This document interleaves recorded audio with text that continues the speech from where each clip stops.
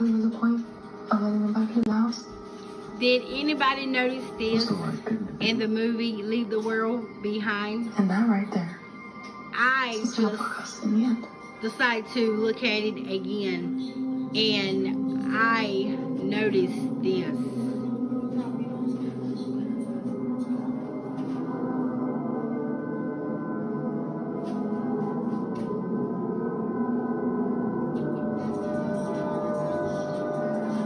What it look like to y'all? What it look like to y'all?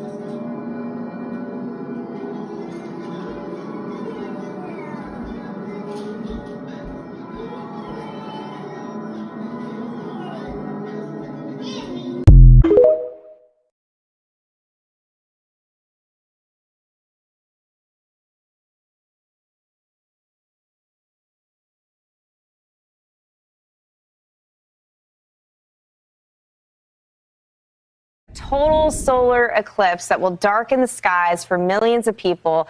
This is going to happen from Texas all the way to Maine. It is going to be absolutely spectacular. Now, the spectacle will pass over the Lone Star State between 12:10 and 3:10 in the afternoon Central Time. So that's 3 hours of this path of totality being in the state of Texas. Guess what? Could it impact the power grid? A little conversation going on. So ERCOT, if you're not a Texan, that is the organization that manages the Texas power grid.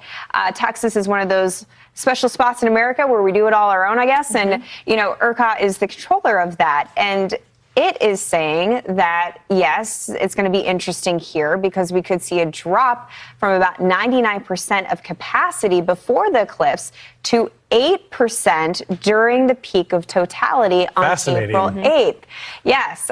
So it's going to be interesting. They're not saying that they're going to have to ask customers to sort of hold back. But I think ERCOT, especially in the wake of what has happened in the past, being two residents that are speaking to you that lived through not having power in winter, it was awful. It was traumatic. I think ERCOT is really trying to stand by keeping their customers in the know and having the conversation well ahead of time so there's no, you know, weirdness of what's going to go on. And you had mentioned, too, the renewable energy is so big in the state of Texas. A lot of people don't realize that. To even make mention of this and that the fact that the solar energy that's captured on a daily basis might be affected does tell you that renewables are starting to get used in the South. And quickly, I wanted to bring this up.